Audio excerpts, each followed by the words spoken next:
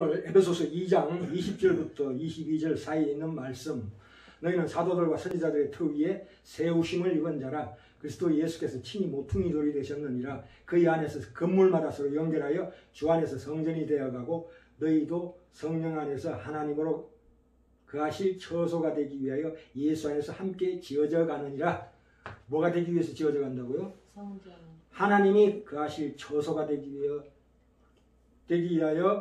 예수 안에서 지어져 간답니다. 계시록 21장에 보시면 새 하늘과 새 땅, 그 다음에 새 예루살렘 성이 내려옵니다. 그래서 그 새 예루살렘 성의 성곽의 12기초소, 이 뭘로 구성되어 있냐면 어린 양의 12사도, 12사도의 이름이 있더라, 이렇게 나와 있습니다. 그렇죠? 그것처럼 우리 오늘 터가 이 닦아둔 터를 닦는다. 이걸 우리가 잘 아셔야 합니다. 그래서 오늘 제목이 이 예수님과 사도시대와 교회의 사역 경륜의 차이점에 대해서 함께 은혜 나누고자 합니다. 이게 뭐냐면 보세요. 이 사도시대, 그러니까 이 사도시대는 우리가 다른 말로 계시시대라고 할 수 있어요. 계시시대. 네. 계시시대는 와 오늘날 교회시대하고는 조금 구별됩니다. 그 사역 경륜이라는 건 뭐냐면 하나님의 다스림의 계획, 그 능력의 차이점이 있다, 이 말입니다. 이해되십니까? 예. 네. 이 우리 교회라는 것은 뭐냐면 예수 믿는 사람들을 총칭하는 게 교회입니다.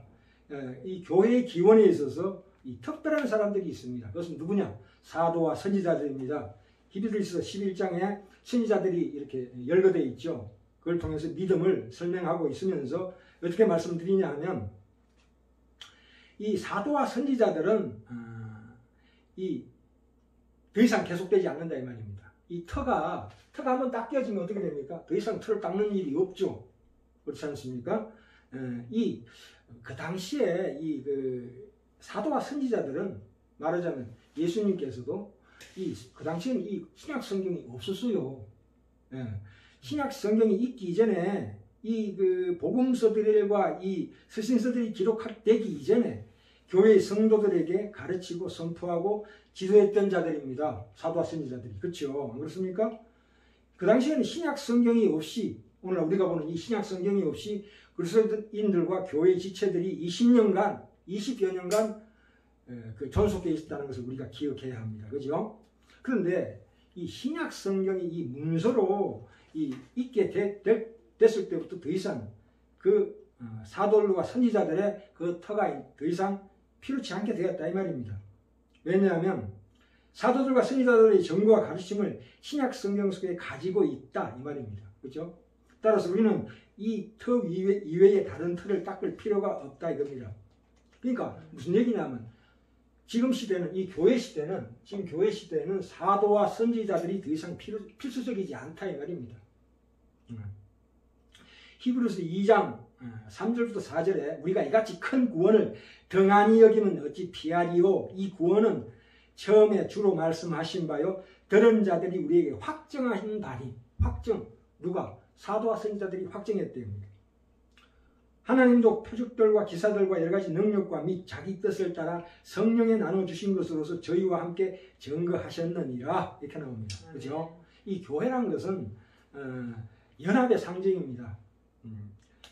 그런데 연합이란 것이 고정된 것이 아니라 이 연합된 상태에서 어떻게 만들어져 가느냐를 건축에 비유해서 지금 말씀하고 있습니다. 그렇죠? 이 무슨 얘기냐면 마치 어린아이처럼, 어린아이가 오간과 모든 팔다리에 수족들이 다 있습니다만 제대로 활용할 줄 모르잖아요. 그와 같다, 이 뜻입니다. 우리가 하나인데 연합되었는데 건축인데 이제부터 그 건축이 지어져 간다, 이 말입니다. 이해가 되십니까? 네. 예. 그렇기 때문에 이 당시에 사도시대에는 특별한 은사가 있었다, 이 말입니다. 그렇죠? 그건 왜냐하면 사도들의 틀을 닦기 위해서 그런 가르침이 필요했다. 그런 은사들이 필요했다. 이제 나중에 보시면 이 고린도전서 12장, 13장, 14장에서 이 성령의 은사를 다루고 있는 대목이 많습니다. 특별히 이 방언과 예언인데 방언에 대해서 많이 다루고 있는데요. 특히 방언을 갖다 예를 드리겠습니다. 오순절 사도들이 받았던 방언하고 그 후에 신자들이 받았던 은사로서의 방언하고는 틀립니다. 사도행전 가볼까요? 사도행전. 네, 오늘 그 차이점에 대해서 이제 말씀드리고자 하는데요. 사도행전 2장 갑시다. 2장에 187쪽 여기 보시면 사도행전 2장에 가시면 자 2장 1절 제가 읽겠습니다. 오순절 날이 이미 이르매 저희가 다 같이 한 곳에 모였더니 그래서 불의 혀같이 갈라지는 성령의 충만함을 받아 성령이 말하게 하심을 따라 다른 방언으로 말하기를 시작했대요. 다른 방언이란 건 뭡니까? 여기 5개국이나 되는 다른 언어를 동시에 말하는 사람이 있었는데 그들이 서로가 무슨 말을 하는지 명확히 이해를 못하고 있습니다. 그때 누가 나타납니까? 뒤에 보시면 14절 갑시다. 무슨 얘기인지 몰라요. 왜냐하면 15국에서 온 사람들이 서로 자기 나라 방언으로 얘기하니까 14절에 뭐라고 나옵니까? 베드로의 오순절 설교에서 이제 그것을 통역해주고 있습니다. 이해되십니까? 그렇죠. 이렇게 이 당시에 이 베드로가 했던 오순절 설교 말씀을 통해서 이 방언을 통역하고 있습니다. 그러니까 이 당시에 온 이 방언하고 오늘날의 이 교회 시대의 그 외 고린도전서 12장, 13장, 14장, 특히 14장에서 얘기하는 방언하고는 전혀 다릅니다. 오늘날의 방언은 이게 알아듣지를 못해요. 예? 왜 알아듣지 못합니까? 그것은 하나님께 드리는 기도이기 때문에 그게 사람들이 알아들을 수가 없어요. 그것은 그 방언을 사람들에게 알려주거나 교회에서 사용하면 어떻게 된다고요? 혼돈스럽게 한다 이거예요. 그냥 쓰지 마라 이거예요. 꼭 쓰려고 그러거든 통역을 쓰라 이 얘기예요. 그렇죠? 이해가 되십니까? 네. 이 당시에 고린도 교회가 어땠냐면 굉장히 영적으로 낮은 수준에 있었어요. 예? 고린도 교회가 참 영적으로 굉장히 낮은 수준인데 이 낮은 사람들에게 이런 방언이란 은사가 주어졌다는 것은 그들이 영적 상태가 낮다는 뜻입니다. 낮기 때문에 방언을 주신 거라고요. 왜? 하나님 살아계시면 역사하기 성령께서 지금 운행하고 계신다를 갖다가 증거하기 위해서 방언을 주시는데 이 사람들은 방언을 자랑거리로 했다 이겁니다. 그게 아니라고.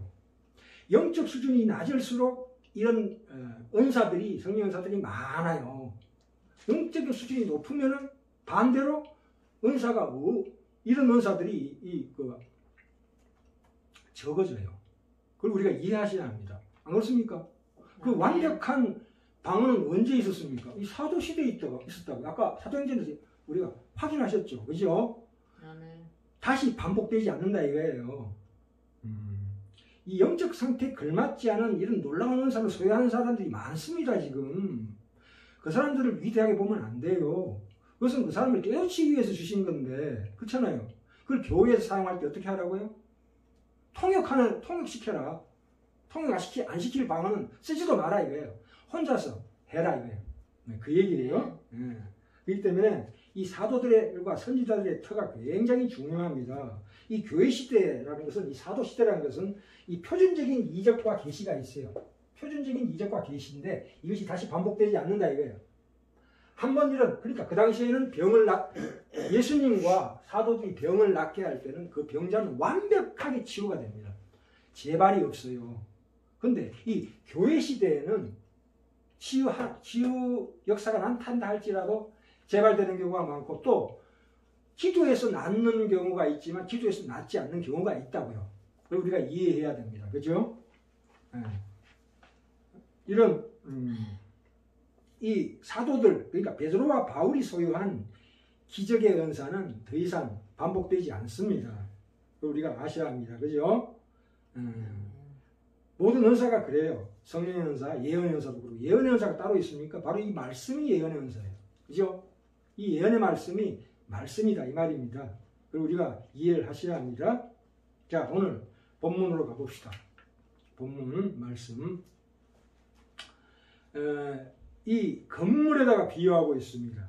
이거 우리가 동일한 터, 사도와 선지자들의 그 동일한 터 위에 우리가 하나일 수밖에 없다를 건물로 예를 들면서 설명하고 있습니다. 그죠? 이 건물이라는 것은 이 재료가 하나로 합쳐져야만이 건물로서의 가치가 있는 거지요. 그렇잖아요. 기둥 따로, 벽 따로, 지붕 따로 해놓으면 그게 건물입니까? 아니잖아요. 그게 바로 이 건축을 통해서 우리에게 하나님께서 하시고자 하는 말씀이에요. 그렇지, 안 그렇습니까? 건물이 지붕만 떨렁이 있으면 그게 건물이에요. 따로따로 떼어놓으면 건물일 수가 없다 이거예요. 그리고 또 건물이라는 것은 그 건물이 어디에 쓰이느냐, 그 용도에 따라서 그 건물의 가치가 결정되는 거예요.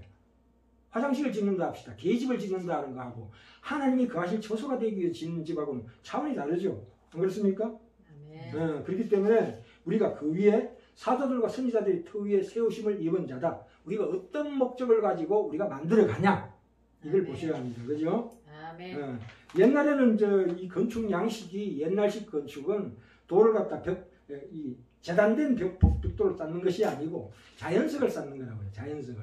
안 그렇습니까? 그죠? 축대를 쌓을 때도 자연석을 쌓는데 자연석이 서로 맞물리게 이렇게 딱딱 놓여집니다. 그게 가양각색이라고 그 돌이. 그래서 인간은 우리가 하나님의 거하실 처소가 만들어져 간다 그랬을 때 그 하나하나의 돌이라고 보시면 돼요. 그죠? 우리 하나하나가. 그죠? 그랬을 때 누구는 큰 돌이고 누구는 작은 돌이라는 것이 그게 큰 돌이 눈에 띈다고 해서 큰 돌이 귀한 건 아닙니다.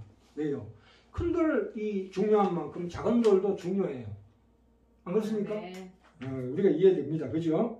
우리가 획일적으로 이 신앙이라는 것은 그만큼 다양하다 이거예요. 너나 구별할 수가 없다. 그래서 우리가 이제 제가 성격이 굉장히 다혈질입니다. 굉장히 급해요. 근데 이 성격을 하나님 그대로 쓰십니다. 아니, 예수 믿고 난 다음에 옛날에 혈기 부리던 사람이 혈기 안 부립니까? 혈기 부립니다. 근데 혈기를 이제 그 원리와 목적이 달라집니다. 예수 그리스도를 위해서 쓴다 이거예요. 그 혈기를. 베드로 같은 경우도 그렇죠. 그러니까 이 똑똑한 사람은 똑똑한 것으로 하나님이 쓰시고 조금 덜 똑똑한 사람은 덜 똑똑한 대로 하나님이 더 크게 쓰십니다. 우리 인체를 몸을 비유해서 몸에 필요 없는 기관이 없어요. 하다못해 충수, 옛날에 충수를 잘랐어요. 맹장이라고. 필요 없다. 아니요. 굉장히 중요한 겁니다. 아시다시피 그 백혈구를 보호하는 기능이에요. 이게. 그래서 지금 맹장염 수술 미리 안 합니다. 안 그렇습니까? 그 때문에 우리 몸에 필요 없는 기관이 없어요. 저는 우리 몸에 우리 겉으로 볼 때 제일 중요한 기관이 발이라고만 생각합니다. 발이 얼마나 냄새납니까? 근데 발이 없으면 어떻게 돼요? 어디 움직이지 못해요. 안 그렇습니까? 이만큼 이 발은 굉장히 천대받습니다. 항상 바닥에서 비비고 닦고 더럽고 추하고 그렇죠. 그러나 이게 얼마나 귀한 우리의 기관입니까? 그렇죠? 그렇기 때문에 우리 각자는 교회 안에 들어온 우리 성도들은 한 사람도 하나님 앞에서 덜 중요하지 않고 더 중요한 사람이 없다. 그걸 우리가 이해하셔야 합니다. 그죠? 그러니까 돌을 하나씩 놓을 때마다 이 돌과 이 돌을 맞춰야 되잖아요. 그러니까 서로 닦여져야 된다고, 깎여져야 된다 이 말입니다. 그게 우리가 하나 연합이 된다 이거예요. 우리가 이웃 사랑을 하나님께서 말씀하시고 부부간의 사랑, 부모 자식 간의 사랑, 진정한 하나님의 아가페적인 사랑에 의해서 그게 깎여져야 된다 이거예요. 나의 개인적인 사랑 이런 것들을 깎아라 이 말입니다. 그죠? 그래서 한 돌이 놓여질 때 그 위와 아래와 옆 좌우가 다 깎여지는 거예요. 다 깎여지는 거예요. 나 한 사람으로 인해서 내 주변에 있는 많은 사람들, 저는 이 세상 내가 인생 살아오면서 제가 만났던 사람은 한 수백만 명 될 것 같아요. 하다못해 버스에서도 부딪히잖아요. 그럼 나 한 사람으로 인해서 얼마나 많은 사람이 깎여지냐 이 말이죠. 그래서 내 한 사람의 어떤 말과 행동과 그 모든 것들 이런 것들이 얼마나 하나님께서 깊이 쓰시느냐를 이해하셔야 합니다. 우리의 일상 가운데서 얼마나 귀합니까? 그렇죠? 그래서 우리가 이런 것들을 잘 이해하셔가지고 우리가 사실은 이 성경 전체가 터예요. 시간과 공간적으로 따져서 지금부터 영원토록 그것이 바로 이 터라고요. 영원한 터. 참 우리가 이해할 수가 없습니다. 그죠? 참 우리가 참 평소에 내가 참 기쁜 마음으로 이 마음을 하나님 앞에 내려놓고 절제하면 내가 죽은 사람같이 됩니다. 남에게 안 좋은 소리 듣고 참으로 세상적으로 별로 볼일 없는 사람으로 비춰질지 모르지만 그걸로 인해서 비로소 이 하나님의 놀라운 은혜로 피어나는 감격을 맛보는 것이 교회입니다. 그죠? 아멘. 네. 내가 갖고 있는 것으로 재질 못합니다. 교회라는 것은. 내가 갖지 않은 것으로 재일 수가 있는 것입니다. 갖지 않는 거 어떤 거요? 예수 그리스도의 속에 있는 거룩과 의와 진리. 그걸로 인해서 내가 자라난다 이겁니다. 그죠? 아멘. 내가 갖고 있지 않았던 것, 그런 것으로 인해서 내가 하나님 앞에 칭찬받는 곳이 바로 교회다. 아멘. 내가 가장 부끄럽게 생각했던 것. 저 같은 경우는 혈기예요. 이 하나님께서는 이 더러운 혈기를 통해서도 하나님께서 참으로 많은 열매를 맺어주시고 계십니다. 아멘. 저희 쪼잔한 성격으로 인해서 저는 하나님 말씀을 이렇게 상고할 때 하나하나 아주 꼼꼼하게 따집니다. 그게 제가 생각하기에 너무 좋은 성격 같아요. 세상적으로 볼 때는 그게 참 쪼잔한 성격이지만 참 하나님 말씀을 연구하는 사람에게는 참으로 귀한 은사예요. 아멘. 저는 얼마나 감사한지 몰라요. 행 것 또 보고 또 보고 또 보고 돌다리도 두들겨 건너고 이래가지고 세상 일을 어떻게 합니까? 세상은 무조건 내지르고 봐야 되지 않습니까? 근데 그게 그렇게 하지 않고 항상 돌다리도 두들겨 보고 건너는 이 저의 성격이 참으로 하나님 안에서는 귀하게 쓰이더라 이 말입니다. 아멘. 그것을 잘 이해하셔야 합니다. 그죠? 이 기독교인들이 이 신자들의 삶의 태도에 대해서 이 방언의 오용을 교정하기 위해서 고린도전서 12장, 13장, 14장이 나왔다고 봅니다. 그걸 교정하기 위해서 그걸 뭐 방언이나 이런 걸 하라는 뜻으로 하는 게 아니라 그걸 잘못된 것을 교정하기 위해서 하나님께서 우리에게 이 말씀을 주셨다 이렇게 이해하시면 됩니다.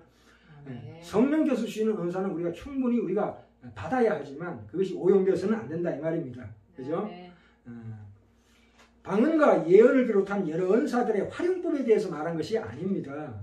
어떤 은사든지 한 하나님, 한 성령 안에서 이 전체 건물, 우리 교회, 몸을 유익하게 하기 위해서 임의로 주신 겁니다. 임의로 주신 거. 임의로 주신 거라고요. 영원히 주신 게 아니고. 그걸 우리가 이해해야 합니다. 그죠? 오늘 이제 우리는 말씀을 성령님과 함께 삶으로 구체화하는 대역을 맡았습니다. 우리는 서로가 격려하고 하나님의 교회라는 놀라운 이 무대에서 하나님의 약속과 그분과의 동행을 우리가 정언해야 합니다. 우리 삶을 통해서. 아멘. 하나님의 기쁘신 뜻을 위해서 살아내는 경이로운 삶을 살아야 합니다. 이 삶을 소망을 이루기까지 그 고난을 겪어야 한다는 그 어려움이 비로소 바로 우리의 위대함입니다. 그죠? 아멘. 그것을 돌파할 때, 극복할 때, 그게 우리가 살아가는 인생의 귀한 명예로운 삶입니다. 그게 바로 하나님의 일하심에 참여한 이 하나님께서 이 사도들과 선지자의 터위에 그 무한한 영원한 그 무게, 그 무대, 그 깊이가 느껴지는 삶을 살아가시기 바랍니다. 그죠? 이 성경 계시의 뿌리박은 이 말씀을 통한 이 역사적으로 검증된 이 위대한 우리가 신앙 유산을 가지고 있습니다. 안 그렇습니까? 아멘. 우리가 이 신앙이라는 것은 우리에게 주어진 이 시간과 공간 속에서 살아보고 한번 살아보는 삶의 확인입니다. 구체적인 진실이다 이겁니다. 내가 살아보니까 하나님 말씀이 진리 맞더라. 이렇게 내 스스로가 확인하고 남들에게 정의로운 삶을 살 수 있는 겁니다. 누구에게 보이기 위한 외적인 증거 또는 내 자신이 하나님의 사람으로서 어떤 유능한 일을 한다는 게 중요한 게 아니고 내가 이 현실 속에서 빛도 없이 이름 없이 내 내면 세계 속에서 하나님과 함께 살아가는 것이 무엇인가 하는 것을 경험해봐라 하는 뜻으로 하나님께서 우리에게 이 말씀을 주셨다고 생각합니다. 그죠? 아멘. 우리가 마지막으로 어떤 고통스러운 삶의 현실도 우리 주 예수 그리스도를 더욱더 빛나게 하는 삶이다 생각하시면 됩니다. 그죠? 아멘. 하나님은 우리 참으로 보잘것없는 각자의 인생을 찾아가셔서 드디어 예수 그리스도께서 참 우리로 하여금 그 감사와 찬송이 넘치는 삶을 살게 하신다 이 말입니다. 아멘. 마지막으로 복음은 행복하고 복받고 병 낫는 것보다 더 비교할 수 없이 큰, 물론 그것도 포함한 비로소 이제 죽음을 반전시킬 수 있는 능력에 관한 것이다. 이겁니다. 아멘. 네, 우리는 죽음을 이기는 삶을 살아가고 있는 중입니다. 아멘. 그것이 바로 이 영적 전쟁, 오늘 예수님과 사도 시대와 교회 시대의 사역의 경륜의 차이점에 대해서 말씀드리면